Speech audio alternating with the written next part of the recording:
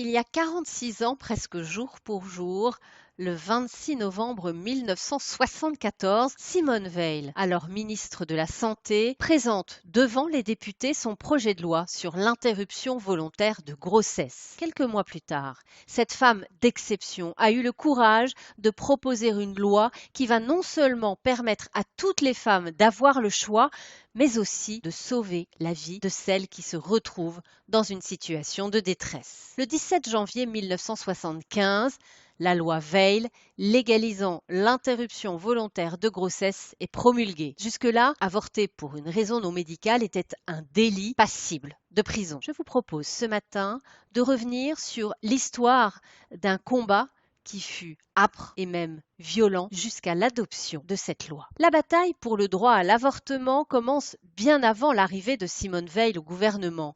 La question divise la société. Le 5 avril 1971, 343 femmes réclament le droit à l'avortement dans le magazine Le Nouvel Observateur. 1 million de femmes se font avorter chaque année en France. Je déclare que je suis l'une d'elles. Écrivent Simone de Beauvoir, Delphine Seyrig, Catherine Deneuve, Françoise Sagan, Jeanne Moreau et bien d'autres encore que Charlie Hebdo rebaptisera les 343 salopes. Le manifeste accélère le combat pour les droits des femmes dans la rue, mais aussi devant la justice. Simone de Beauvoir revient sur l'importance symbolique de ce manifeste. Je me demande si cette loi aurait eu lieu si elle n'avait pas commencé par signer le manifeste des 343, on les a appelés quelquefois les 343 salopes, le manifeste où nous disions que dans notre vie, nous étions toutes faites avorter. En octobre 1972, Marie-Claire, 17 ans, est jugée pour avoir avorté à la suite d'un viol. La mobilisation est forte. Des manifestants du MLF, le mouvement de libération des femmes, s'affrontent aux forces de l'ordre à Bobigny pendant l'audience en correctionnelle. Défendue par maître Gisèle Halimi, la jeune fille sera finalement acquittée. Sa mère sera en revanche condamnée à 500 francs d'amende pour complicité d'avortement et la personne ayant pratiqué l'interruption de grossesse à 1 an de prison avec sursis. Le 13 décembre 1973, l'Assemblée nationale examine un projet de loi du gouvernement Messmer porté par le ministre de la Santé de l'époque, Michel Poniatowski, autorisant l'interruption de grossesse en cas de risque pour la santé physique, mentale ou psychique de la femme, d'un risque élevé de malformation congénitale ou d'une grossesse consécutive à un acte de violence. Le texte est finalement repoussé par 225 voix contre 212. Le 28 mai 1974, Simone Veil est nommée ministre de la Santé par Jacques Chirac, alors Premier ministre. Elle occupait jusque-là le poste de secrétaire générale du Conseil supérieur de la magistrature et était peu connue du grand public. À peine arrivée, elle est chargée de préparer un nouveau projet de loi sur l'avortement. Le 11 novembre 1974, le projet de loi Veil autorise l'interruption de grossesse avant la 10e semaine sur simple demande à un médecin. Mais le texte ne prévoit pas que l'acte soit remboursé par la sécurité sociale. Il faudra attendre 10 ans de plus. Le 26 novembre 1974, au premier jour de l'ouverture des débats à l'Assemblée, Simone Veil prononce devant une assemblée qui compte 9 femmes pour 481 hommes son discours dans un climat très tendu. Je voudrais tout d'abord vous faire partager une conviction de femme.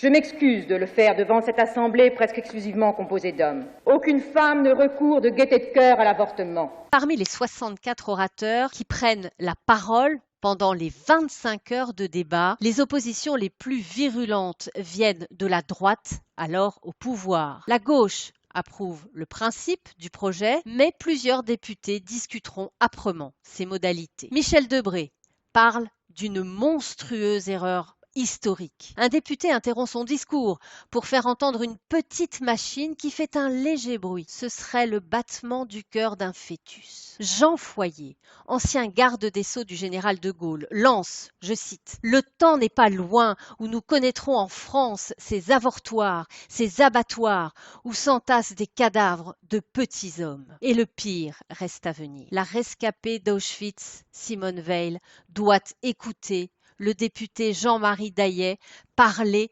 d'embryons jetés au four crématoire. Jacques Médecin évoquait une barbarie organisée et couverte par la loi comme elle le fut par les nazis. Et Hector Roland l'accusait de faire le choix d'un génocide. Stoïque, Simone Veil est touchée par les attaques, mais ne cède pas. Jacques Chirac vient s'asseoir en urgence sur le banc des ministres pour la soutenir. Après le passage de 74 orateurs, elle reprend la parole et déplore les analogies avec le racisme des nazis. 3 jours et 2 nuits de combat plus tard, le 29 novembre 1974, le projet de loi est adopté grâce essentiellement aux voix de gauche et du centre. Le 13 novembre 1974, le projet de loi arrive au Sénat. À la tribune du Sénat, Simone Veil défend de nouveau sa loi, nécessaire en raison de l'iniquité et l'inefficacité de la législation en vigueur sur l'avortement, selon la ministre, et de l'inégalité sociale des femmes devant une grossesse non désirée. Pendant les débats, on entend notamment Jacques Henriette fermement opposé au projet de loi. La femme est libre de disposer de son corps, mais pas de l'embryon qu'elle porte, maillon de la grande chaîne de l'évolution. Après le vote du Sénat, qui interviendra le 20 décembre, le texte est étudié en 2e lecture à l'Assemblée.